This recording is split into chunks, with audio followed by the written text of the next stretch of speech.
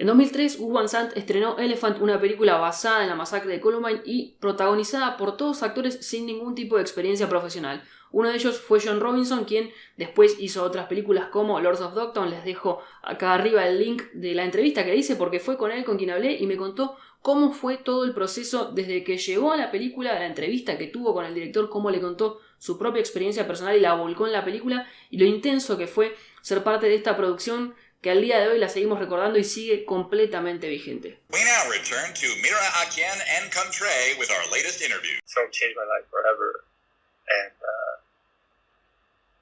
but the experiment that Gus used was really what was special there. You know, to demand HBO to make a film, say, hey, I want to make a film about Columbine.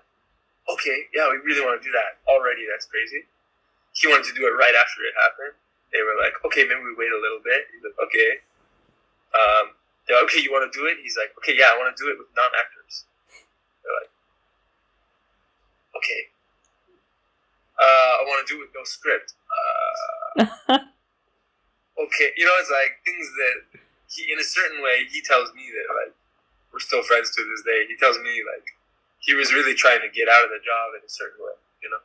Sometimes the director is like, not because he doesn't want to do it, because if he has to do it with the constraints of how they want you to do a film. They will sit up in this higher energy state. Where are you riding? Oh, this? Yeah. It's my plan. For what? Oh, you'll see. I grew up in Oregon during the time of Columbine. You know, I was 12, I think, when the Columbine school shooting happened, or something like that. And there was a school shooting in Oregon around that time as well. So it was the beginning of these massacres that started happening that are continuing, you know. The experiment that Gus was doing was using we were all non-actors. We were all kids from high school. I went to a casting call. I thought it was to be an extra in a Gus Van Sant film. And he was casting, you know, lead roles in this film. And there was no script. There was only improv. There was, the characters that he chose were based on the interviews that we gave. So the interview that I gave, I was telling the story of my father, who was an alcoholic, who dropped me off at school drunk, and how that affected. Mom's gonna kill you. What? What are you doing?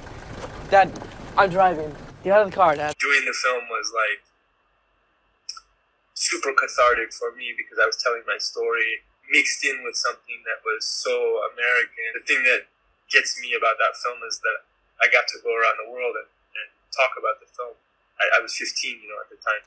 For sure, it was my first experience, and the movie, you know, won Miss Palme d'Or and did way more than any of us ever could have imagined, you know.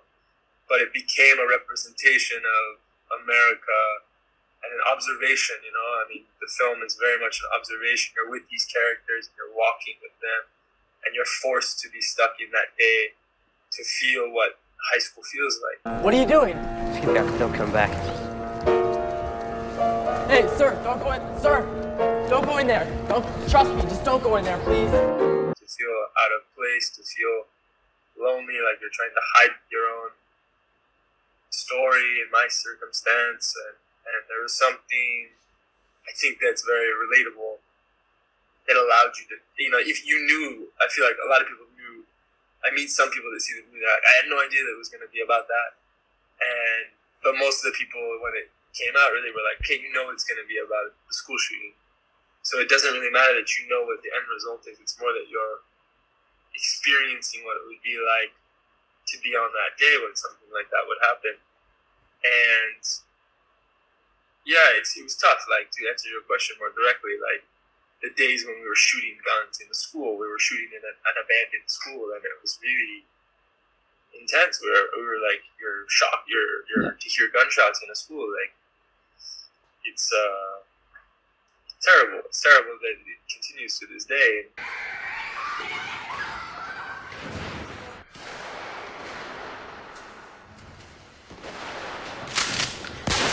In a certain way unexplainable, but also tells a lot about the roots of America and, you know, our need to protect ourselves, and that exposure to vulnerability that the access to guns brings adolescence into. Sadly, adolescence is a time when you feel like you're stuck and you're when you don't know that there's a life after your high school or your school. And I think that's universal for the education system in the Western world. Maybe, but that degree of pressure and fear and pain, I don't know that it relates to a lot of other cultures than in America. There's some, maybe it's like, for me, it's like the American exceptionalism, the dream of the American dream. You're going to grow up and be famous and rich and all the people that come to America for that. The reality is so much harsher than that when you're far from that dream and you look different and you don't have friends and be made fun of, your options become very narrow.